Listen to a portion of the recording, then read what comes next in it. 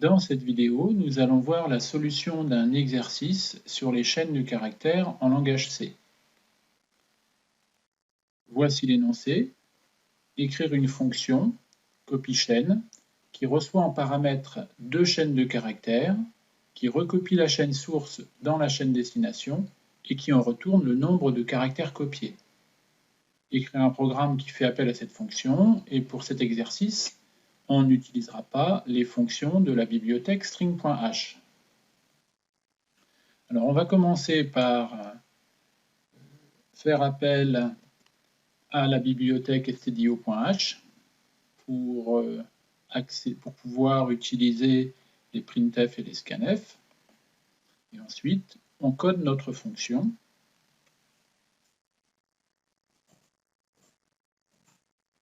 Donc, copie chaîne.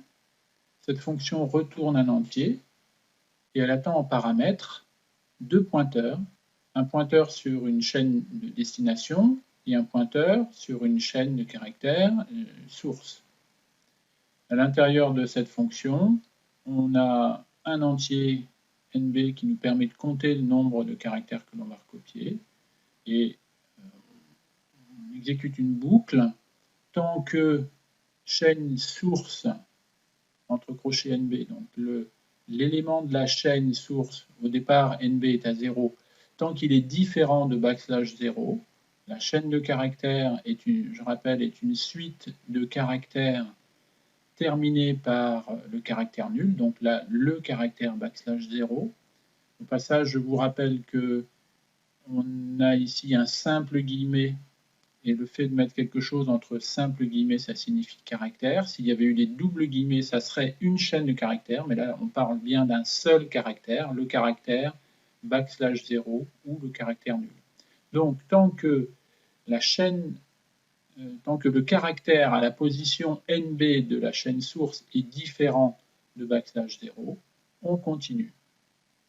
Qu'est-ce que l'on fait? On boucle. Donc, qu'est-ce que l'on fait?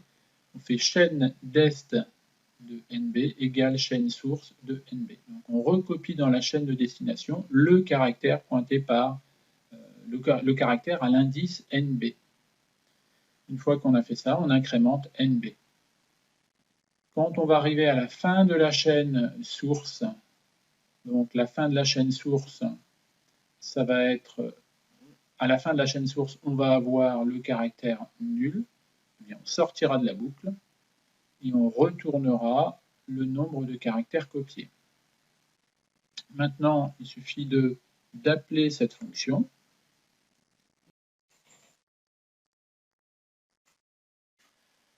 Donc, on crée deux pointeurs sur caractères.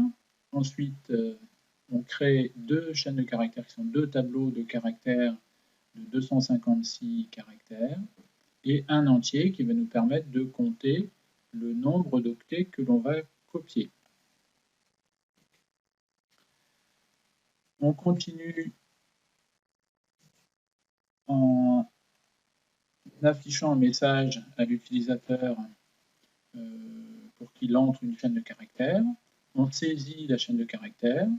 Ensuite, on fait pointer le premier pointeur sur chaîne 1, le deuxième pointeur sur chaîne 2. Donc, on vient de saisir chaîne 1, on n'a pas saisi chaîne 2, donc chaîne 2 est vide. Et maintenant, on termine notre programme. Donc, avant de lancer copie chaîne, on affiche chaîne 1 et chaîne 2. On exécute copie chaîne en passant en paramètre le pointeur sur la chaîne 2 et le pointeur sur la chaîne 1. Donc, si on se fait référence à la fonction qu'on vient de créer, le premier paramètre, c'est la chaîne de destination, pointeur 2, et le deuxième paramètre, c'est la chaîne source, donc le pointeur 1. Ce qui veut dire que la fonction copie-chaîne copiera les données qui se trouvent, les caractères qui se trouvent dans la chaîne pointée par PTSTR1, donc chaîne 1, et la mettra dans la chaîne pointée par PTSTR2, donc chaîne 2. Et ça retournera le nombre de caractères copiés. Ensuite, on affiche le nombre de caractères qui aura été copié. Il nous reste maintenant à enregistrer notre programme. Je le mets dans langage C et je vais l'enregistrer comme nom exo chaîne 2.c. Voilà. Maintenant, je vais pouvoir compiler le programme.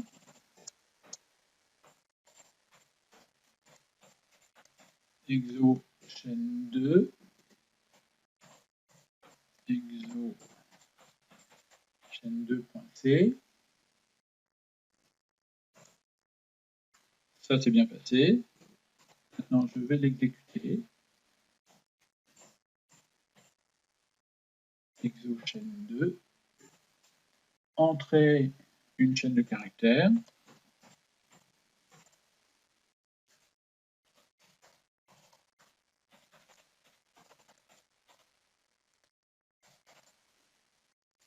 Bonjour, comment allez-vous? Avant copie, avant de lancer copie chaîne, on a chaîne 1, bonjour, comment allez-vous? En chaîne 2, il n'y a rien. On a copié 27 caractères et après copie, on a bien chaîne 1 et chaîne 2 qui sont identiques. Donc on a recopié les caractères de chaîne 1 dans chaîne 2. Donc, comme lors de l'exercice exo chaîne 1, on utilise un scanf un petit peu particulier. Au lieu d'utiliser un pourcentage S, ce qui signifie on saisit tous les caractères à l'exception du \n, ce qui nous permet de saisir les espaces. Il est à noter qu'on pourrait très bien se passer d'une variable. C'est le cas ici de nbcopy. On pourrait très bien faire l'appel de copy chaîne directement à l'intérieur du printf. C'est ce que l'on va tester. Donc on va mettre ici nbcopy en commentaire. Cette ligne-là, on va pouvoir la mettre en commentaire. Et on va recopier copy chaîne. On va remplacer nbcopy par toute cette chaîne. On va faire un appel directement à copy chaîne, qui fait que l'exécution de cette fonction-là nous retournera, comme c'est indiqué ici, le nombre de caractères copiés. On enregistre, on recompile, et si on exécute, on va voir que ça se comporte très bien.